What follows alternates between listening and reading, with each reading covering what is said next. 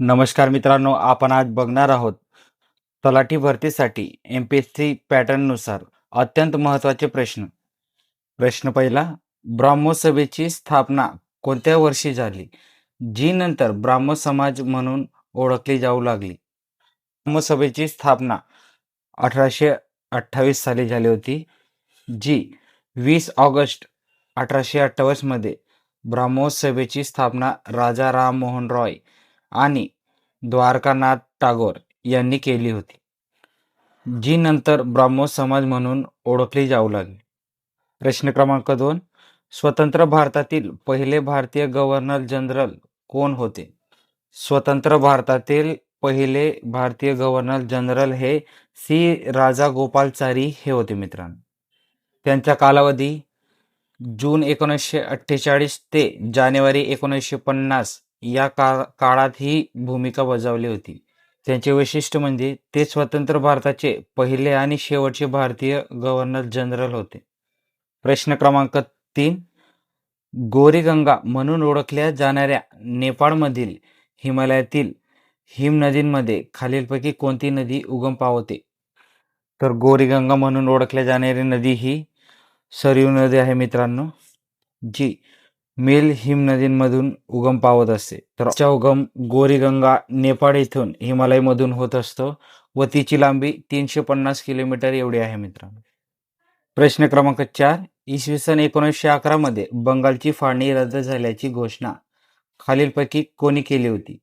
इसवी सन 11 मध्ये बंगालची फाळणी रद्द झाल्याची घोषणा ब्रिटिश सम्राट पंचम जॉर्ज यांनी केली होती. ऑप्शन क्रमांक 2 आपला प्रश्नाचा राईट आन्सर असणार आहे. प्रश्न क्रमांक 5, कायमधारा पद्धती इत्यादी सारख्या जमिनी सारा वसुली पद्धती याने सुरू केली होती. तर कायमधारा पद्धती यासारख्या जमिनींवरती वसुली करण्याची पद्धत ही लॉर्ड कॉर्नवालिस यांनी सुरू केली होती. तर ऑप्शन क्रमांक 2 आपल्या या प्रश्नाचा राईट आन्सर असणार आहे.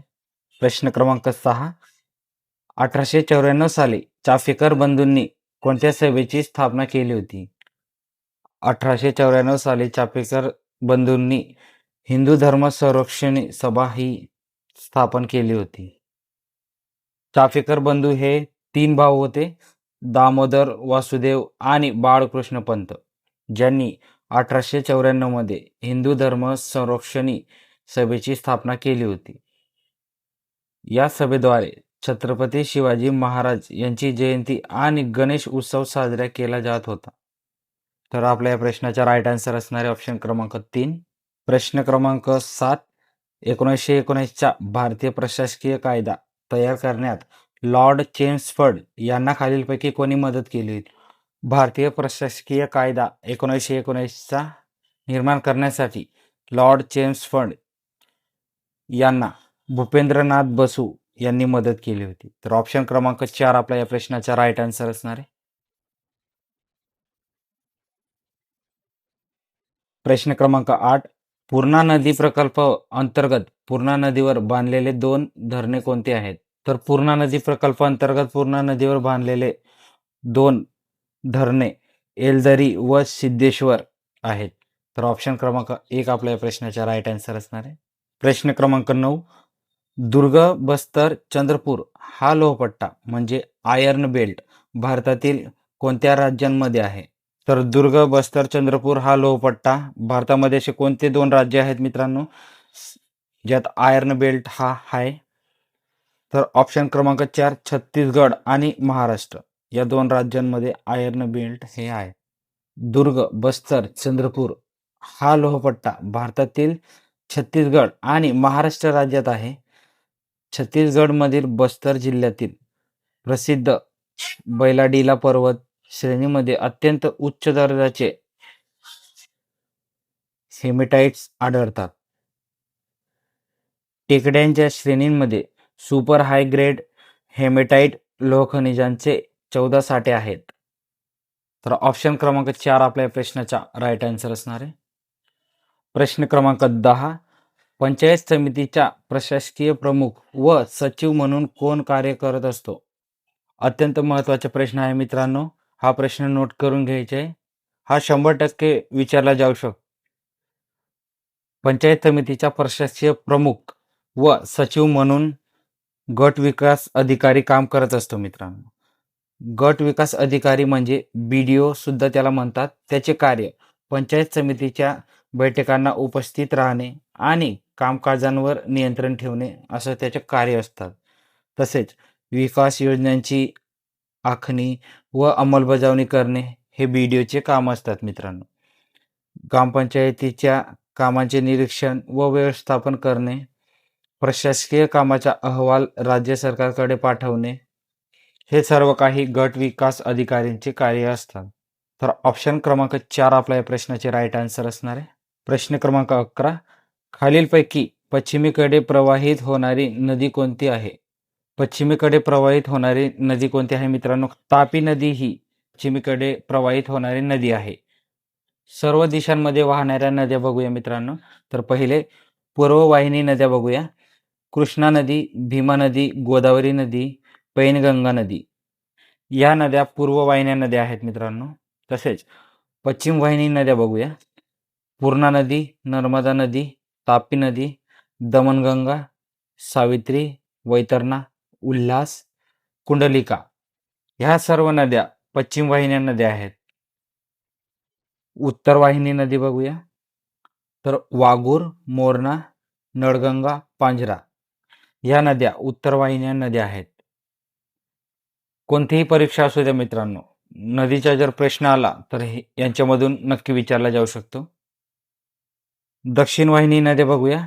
इंद्रावती नदी, वैनगंगा नदी, प्राणहिता नदी, वर्धा नदी, पेंच नदी या नद्या दक्षिण वाहिन्या नद्या म्हणून ओळखल्या जातात. तर आपल्या या प्रश्नाचा राईट आन्सर असणारे ऑप्शन क्रमांक 4.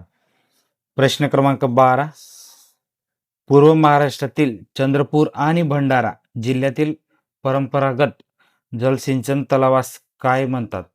चंद्रपूर आणि भंडारा जिल्ह्यातील परंपरागत जलसिंचन तलावास मालगुजरी असे म्हणतात मित्रांनो. तर ऑप्शन क्रमांक 2 आपल्या या प्रश्नाचा राईट आन्सर असणार आहे.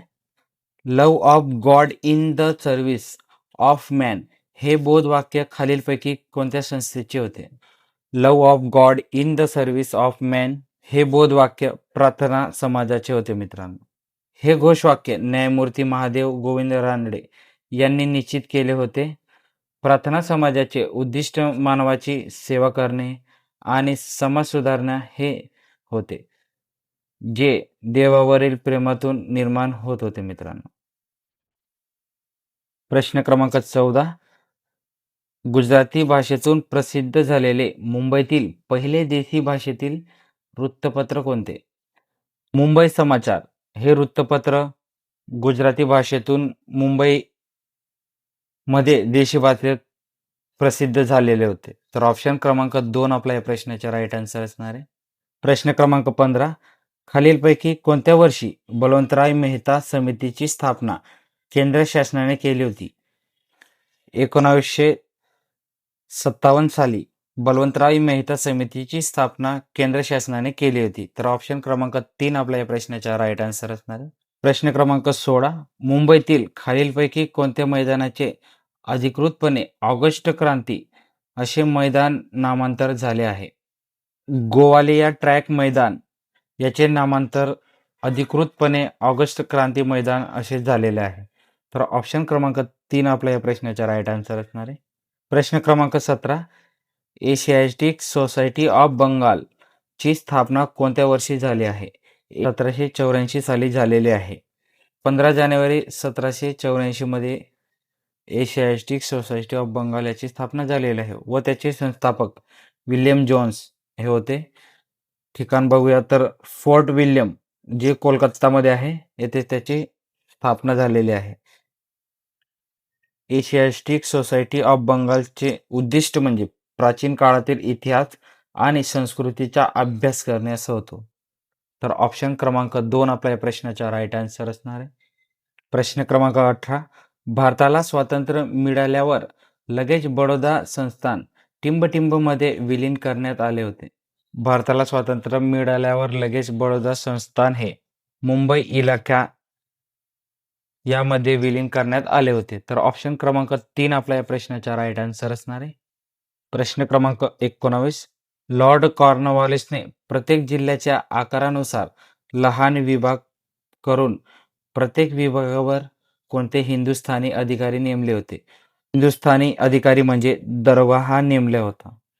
तर ऑप्शन क्रमांक 2 आपल्या या प्रश्नाचा राईट आन्सर असणार आहे. प्रश्न क्रमांक 20. विनायक सावरकर, त्र्यंबकराव आणि रावजी कृष्ण यांनी नाशिक येथे प्रथम कोणती संस्था स्थापन केली होती? मित्रमेळा ही संस्था विनायकराव सावरकर, त्र्यंबकराव म्हसकर आणि रावजी कृष्ण यांनी नाशिकमध्ये प्रथम स्थापन केली होती.